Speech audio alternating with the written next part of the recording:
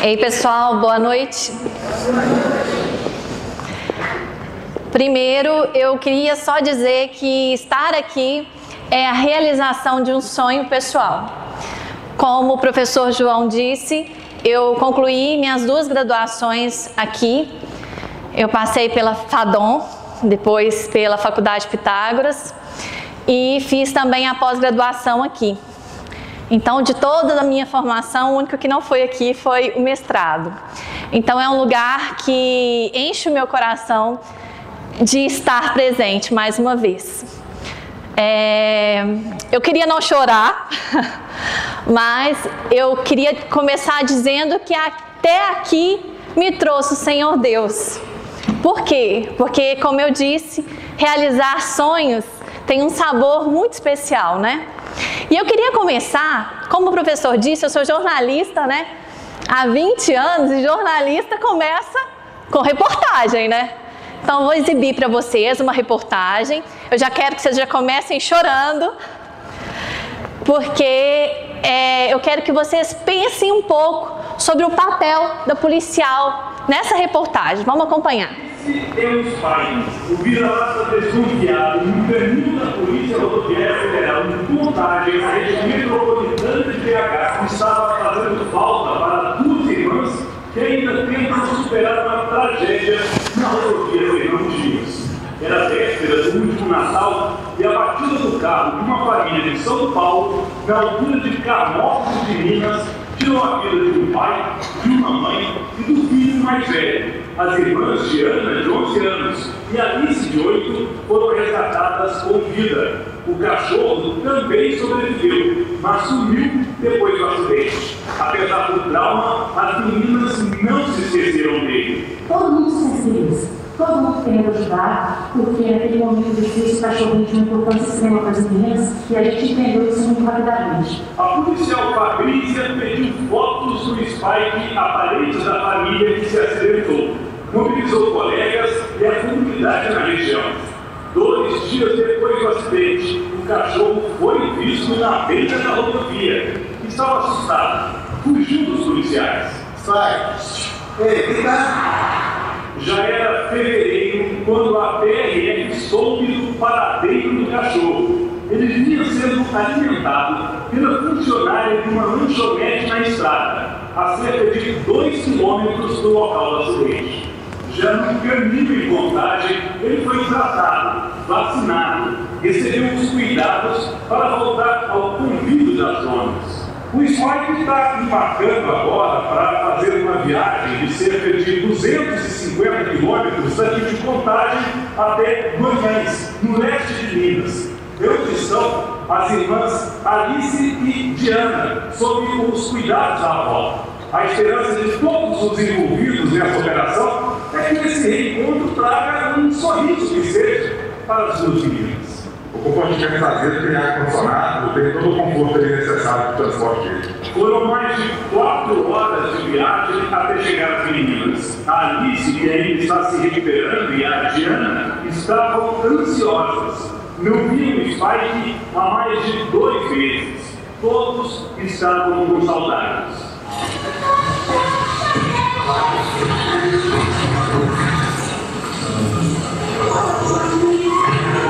A gente tinha perdido tudo, né? Nós perdemos a mãe, o pai, o irmão, mas graças a Deus sobrou o cachorro, né? Para alegrar eles. Tá com saudade dele? Não vai existe sem ele? Cada segundo que eu gastei bem e convencendo as pessoas que era preciso que esse momento acontecesse valeu a pena.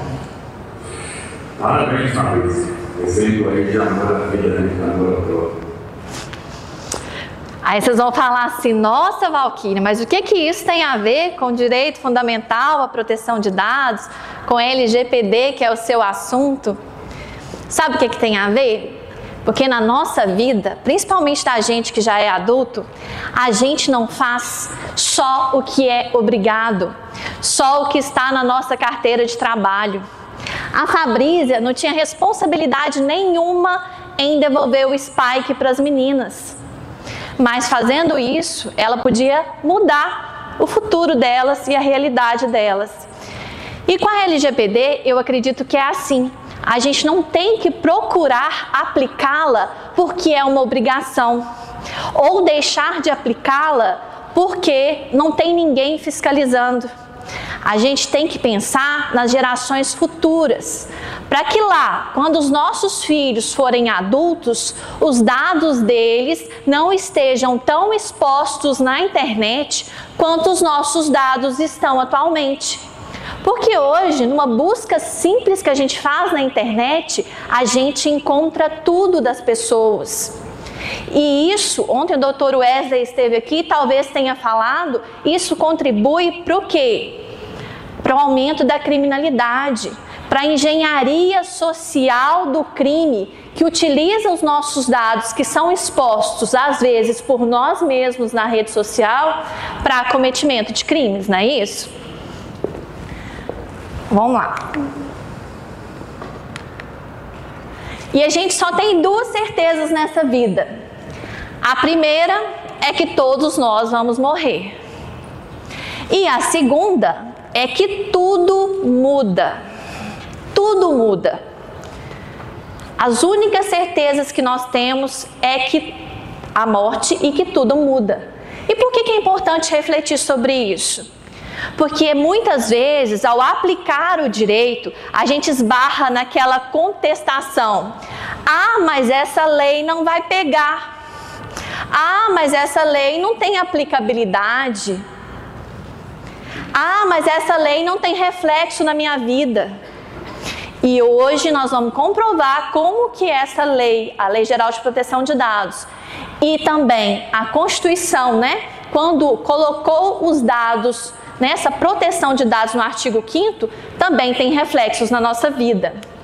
Eu ouso dizer, os dados são o novo petróleo. Não é por acaso que as grandes corporações, as mais ricas corporações, elas lidam com o quê? Com dados.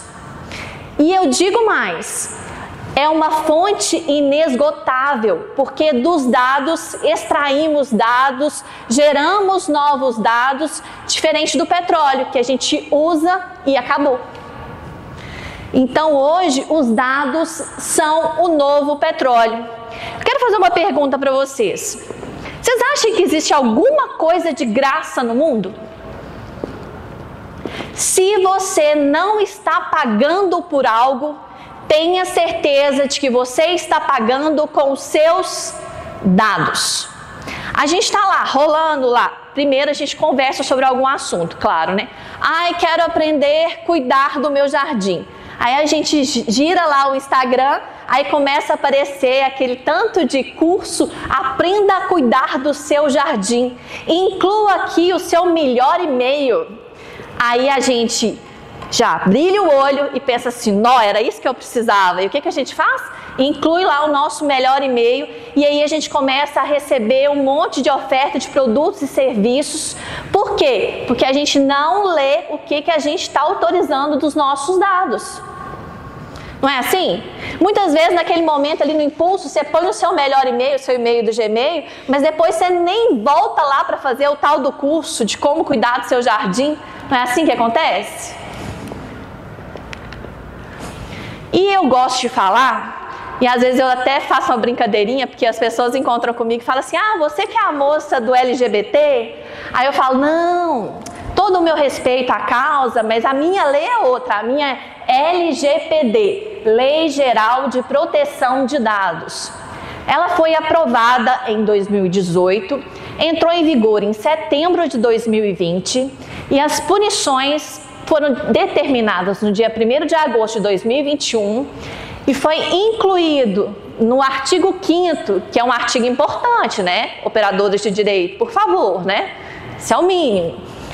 Em fevereiro de 2022, e a dosimetria da pena, ou seja, de que forma vai ser cobrado, fiscalizado e aplicado, né, as multas e tudo mais, só o ano passado, fevereiro de 2023. Mas antes disso, olha lá, ó, o Procon já estava aplicando as multas. Olha lá, Drogasil recebeu uma multa de R$ 572 mil por uso ilegal dos dados dos consumidores. Aí aqui no caso foi aplicado pelo Procon. E aí, gente, vou pegar um brinde aí, pega pra mim minha bolsa, por favor. Que eu trabalho com isso, com esse esquema, entendeu? Quem responde ganha brinde. E são brindes de coisas de tecnologia, viu, gente? Ó. Quando a gente chega numa farmácia, o que é a primeira pergunta que eles fazem pra gente? Tem cadastro na loja? Qual? Digita seu CPF, cuidado. Digita o seu CPF, por favor. E a gente faz o quê? Entrega de graça, o que pra eles depois vai gerar o quê? Lucro. A gente não pensa sobre isso. E eu digo mais, a gente vai comprar uma blusinha na CIA, R$ 29,90. Aí quando a gente vai passar no caixa, o que a moça fala? Digita o seu CPF, por favor. Aí você fala assim, não desejo informar o meu CPF. Aí o que ela fala? Achando que a gente não fez direito, né, gente? Ela fala assim, mas aí você não vai ter direito à troca. E agora eu quero doutriná-los a responder. Uma coisa não tem nada a ver com a outra. A gente já aprendeu no Código de Defesa do Consumidor o que é necessário para a troca de um produto. Não sou obrigada a fornecer o meu CPF para poder depois ter direito à troca, né?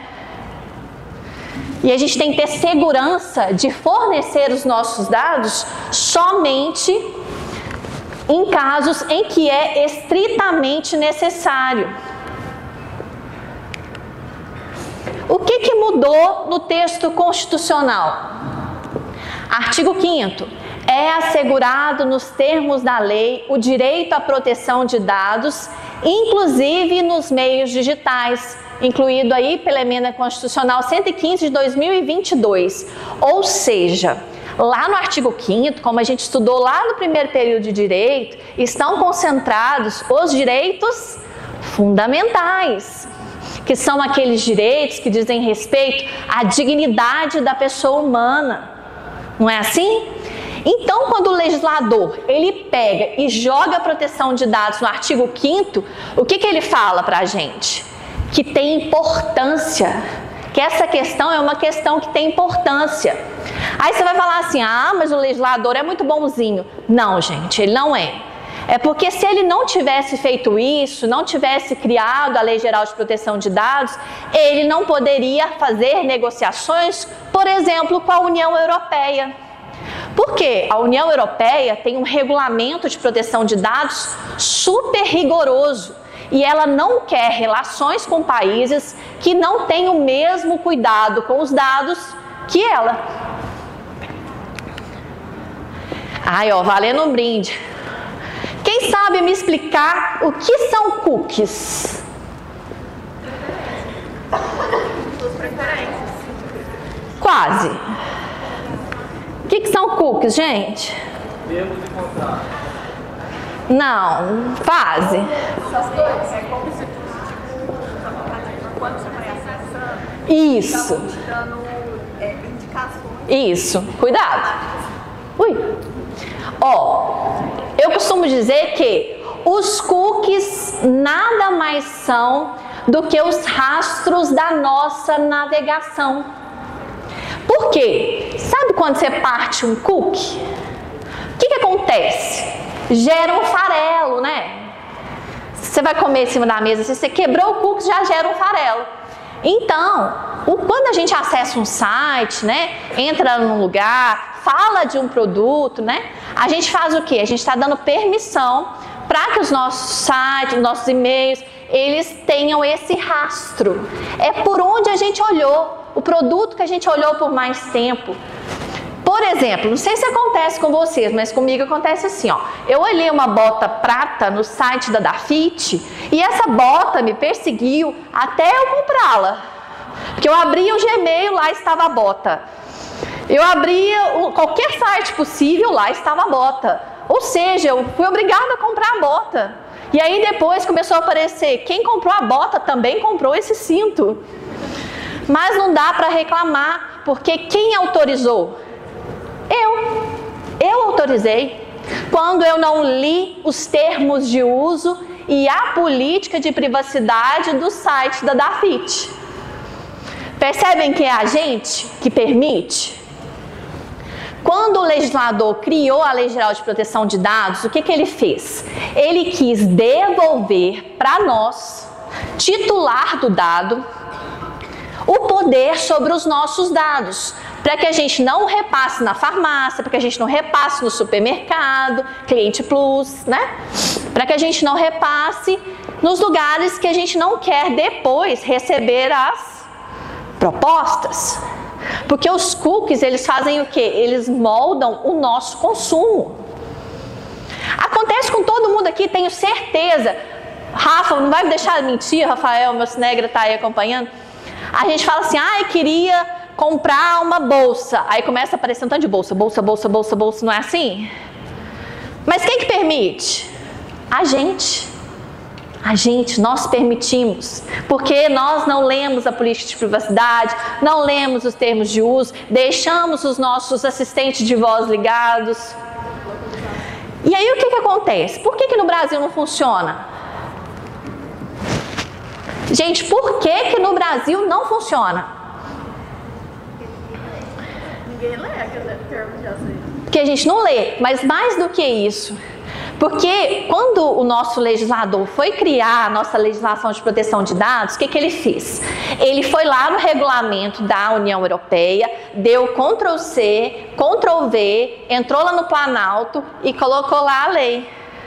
Só que a realidade da União Europeia é muito diferente da nossa.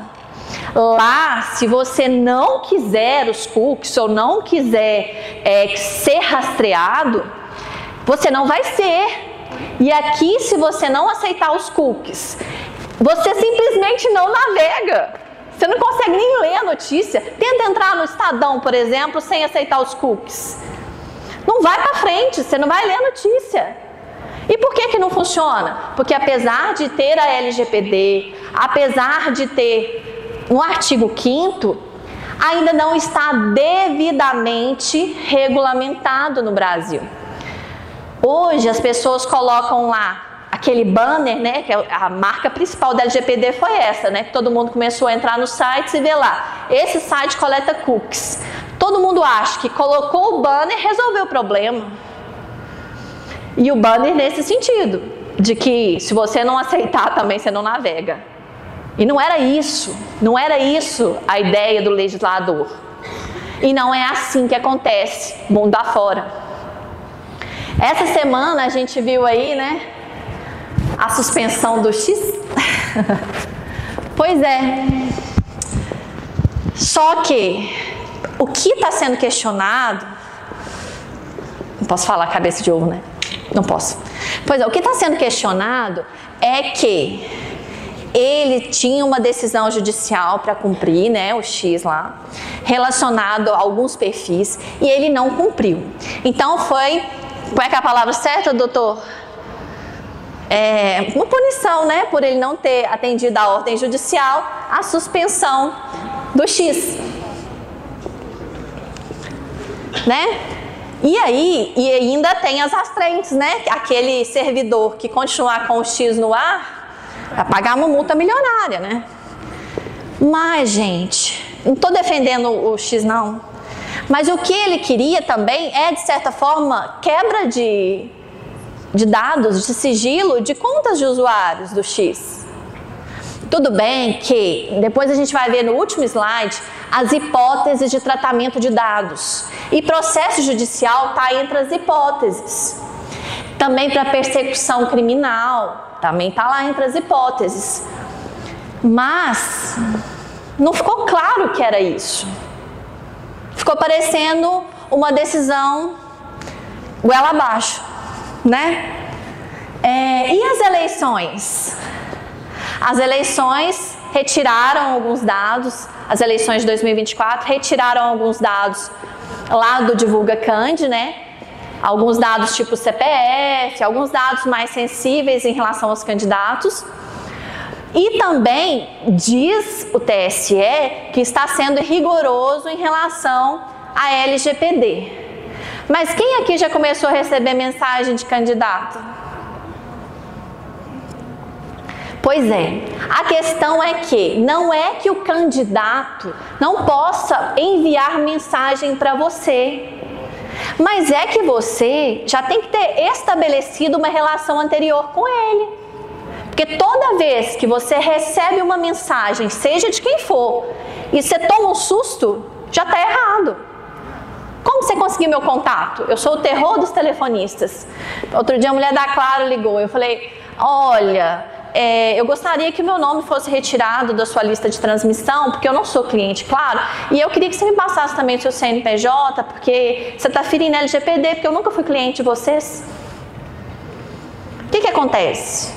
Os nossos dados são vendidos todo dia. Tem gente fazendo dinheiro com os nossos dados e a gente não acorda. A gente ainda chega na farmácia e digita o CPF.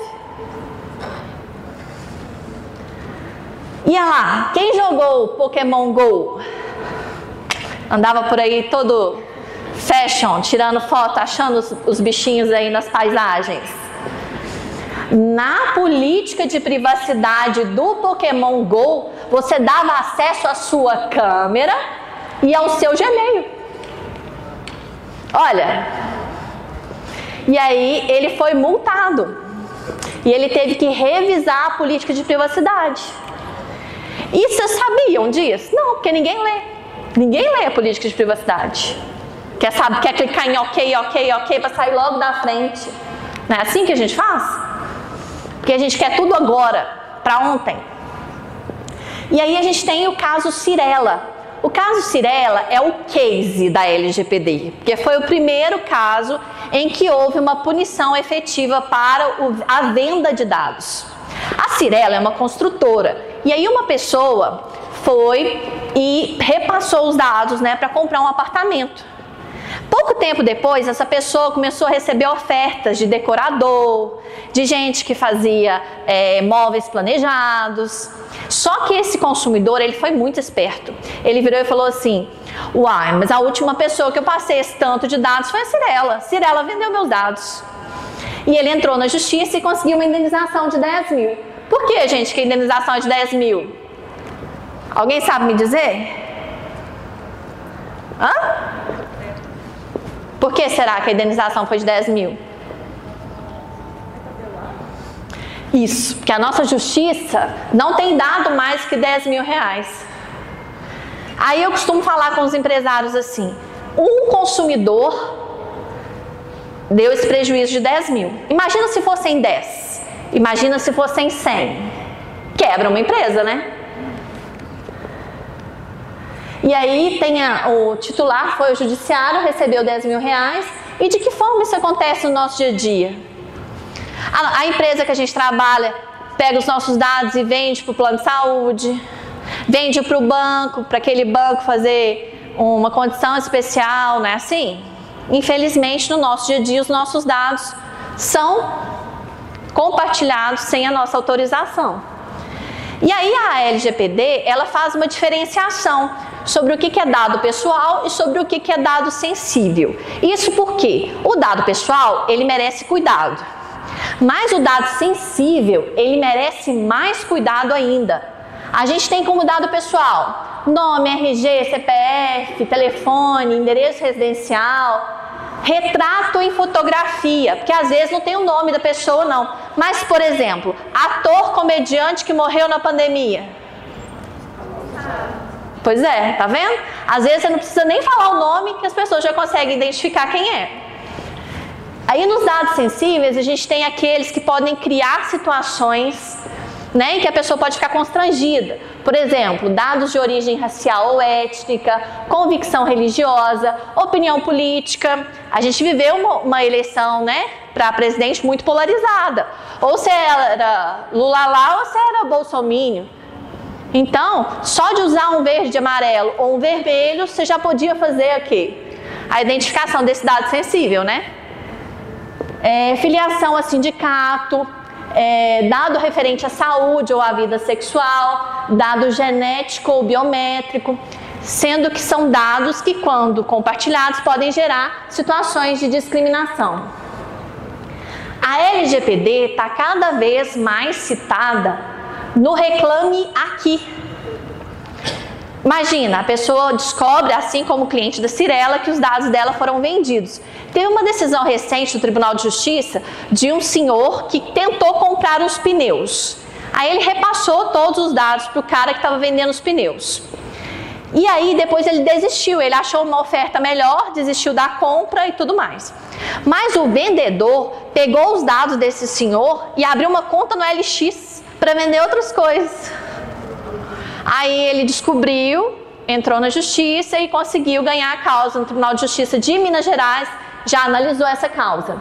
E, gente, o rio corre para o mar, né? Eu estava fazendo adequação no laboratório e eu recebi essa mensagem aí, ó. Seu resultado conforme solicitado. E aí vieram os exames todos de um senhor Luiz lá de Formiga, inclusive exames bem sensíveis.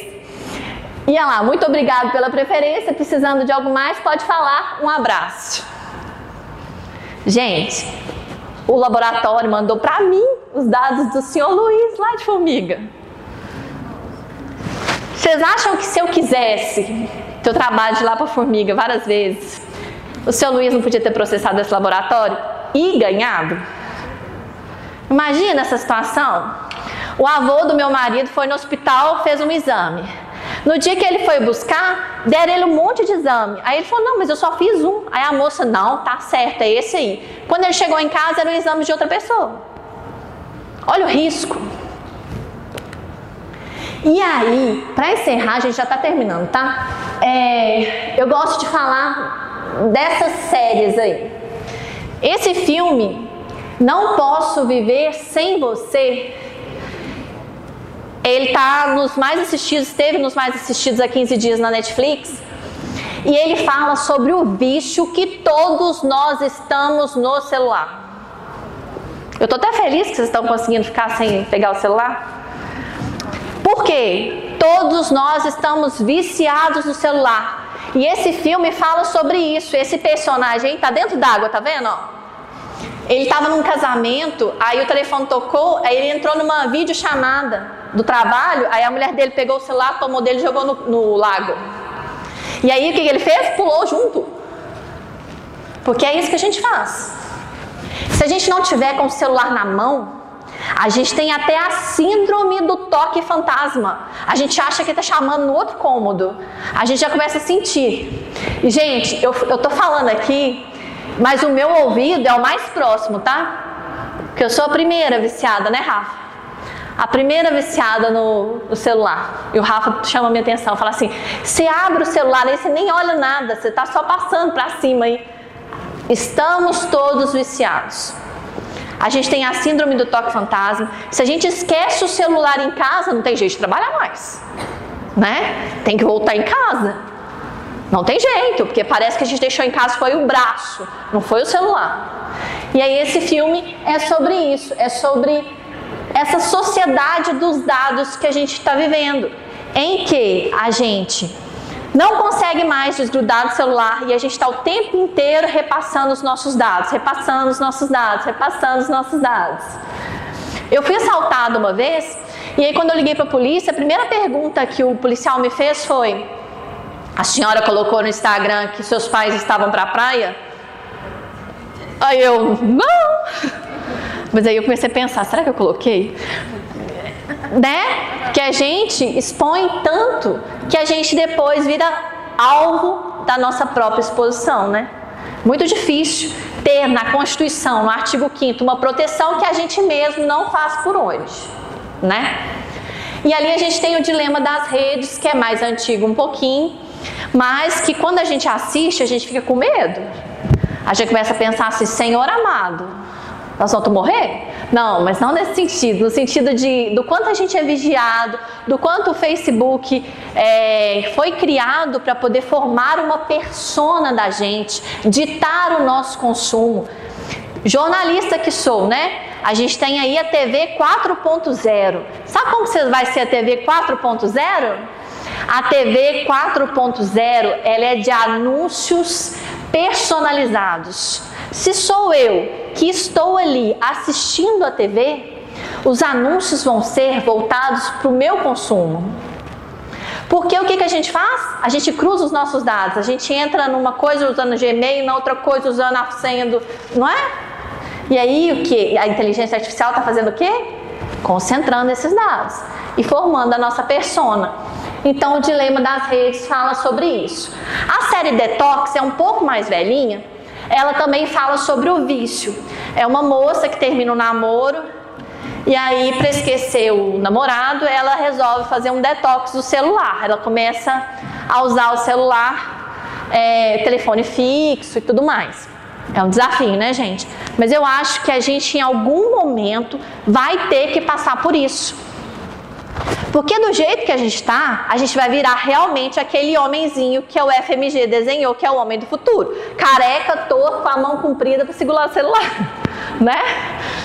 A gente atravessa a rua assim, ó, né? A gente não olha mais para o outro, a gente não conversa mais olhando o outro, a gente não almoça em família, né? Então esse filme, principalmente esse Não Posso Viver Sem Você, fala muito sobre isso, sobre estacionar o celular. Eles criam um estacionamento mesmo, você estaciona o seu celular e vai viver. Porque a gente não tem feito isso, né? Difícil ser de uma sociedade de dados tendo que encarar tudo isso. Essas aqui, no artigo 7º da LGPD, a gente tem as possibilidades de utilização dos nossos dados que estejam de acordo com a lei. Eu não vou me prolongar, mas a palavra de ordem é reduzir a quantidade de dados que a gente pega. Eu costumo brincar assim, que quando eu vou fazer botox, a moça me pergunta assim, naturalidade. Aí eu, por quê? Só porque eu sou de cloud eu vou pagar mais caro? A gente está acostumado a pegar dados que não justificam, não tem uma finalidade atrelada à prestação de serviço que nos está sendo oferecida. A gente pega endereço, gente, mas a gente pegava endereço quando a gente mandava carta. Hoje em dia a gente pega endereço para quê? Eu vou mandar uma mala direta? Não faz sentido. Então a palavra de ordem é, no seu negócio, no seu escritório, é anonimizar. Tarefas para a vida prática. Número 1, se pesquise no Google para saber o que tem lá sobre você. Às vezes você está na foto lá com o ex de quando você tinha 17 anos e você não sabe. Número 2, inclua a dupla verificação de segurança no seu Gmail, no seu Yahoo, ninguém usa Yahoo, né? Só eu. No seu Instagram, no seu WhatsApp. Quem aqui tem dupla verificação de segurança? Menos da metade. E agora o mais sério. Troque o Pix do CPF por outras alternativas. E-mail, chave aleatória. Eu sei, gente, que o banco dá 10 dias sem juros se você usar o seu CPF. Mas é só você manter ele lá. Só aí quando você vai passar para alguém, você passa o e-mail, chave aleatória, telefone, né? Oriente a sua família sobre a proteção de dados, em especial os idosos e as crianças. Hoje, quando o advogado vai ligar para o SOSÉ para falar que a aposentadoria dele saiu, sabe o que acontece? Ele fala assim, eu já sei, doutora, já me ligaram aqui oferecendo crédito para descontar na minha aposentadoria, só está atrasada, né? O INSS por 2 vezes já assumiu que o vazamento de dados aconteceu no INSS. Então a gente tem sim que orientar os nossos idosos, porque os idosos também estão que nem a gente, viciadinho no TikTok, no Instagram. Eles ficam, a pracinha já não é mais para jogar dama, é para poder mostrar, olha esse vídeo da aranha agarrada no pé, não é? Os velhinhos também não estão mais querendo fazer as coisas de velhinhas, estão tudo querendo ficar na internet. E no Brasil aconteceu uma coisa muito séria. A alfabetização é menor do que o acesso à internet. Então a gente mexe no celular sem saber o básico. E olha lá, ó, busque informações somente nas fontes oficiais. No caso da LGPD, a fonte oficial é a Autoridade Nacional de Proteção de Dados. E agora eu falo como jornalista. É uma questão muito séria, a gente está em período de eleições, confiar em rede social. A fonte oficial para você ler uma lei está onde? No Planalto. Você lê lá no Planalto, no site do governo federal. Ah, falando do governo federal, só fazer um parêntese aqui, porque nós estamos cercados, né, gente? Tudo é gov.br. Tudo. Você vai fazer qualquer coisa, você tem que entrar com gov.br. E agora aquele celular seguro também. Celular seguro também, só para pegar os nossos dados. Gente, a gente não está tendo escolha. Percebe como que a aplicação da lei não está certa? A gente não está tendo autonomia sobre os nossos dados. Se a gente não entrar com gov.br, você não tem acesso aos serviços. Isso é um reflexo já dessa sociedade de dados carente de uma devida regulamentação, porque a gente entrega tudo para o governo, tudo. Que agora eles, para o GovBR, eles cruzam o seu MEI com o seu imposto de renda, não é assim? A gente está entregando tudo para o governo. Aí tem um pouquinho da minha história. Por que eu entrei nessa de LGPD? Breve histórico. O meu marido é TI, e aí durante a pandemia ele tinha que fazer um curso, e ele é um pouco preguiçoso, aí ele falou, entra aí, faz esse curso e salva as respostas para mim. Aí eu falei com ele, não, beleza, eu faço o curso, mas eu vou fazer para mim. Aí eu entrei no Instituto de Tecnologia do Rio de Janeiro, fiz o curso de LGPD, e desde então esse assunto se tornou a paixão da minha vida, virou o tema do meu mestrado, e é algo que eu gosto, que eu já palestrei aí em diversas faculdades, no TEDx, enfim. É isso. Muito obrigada.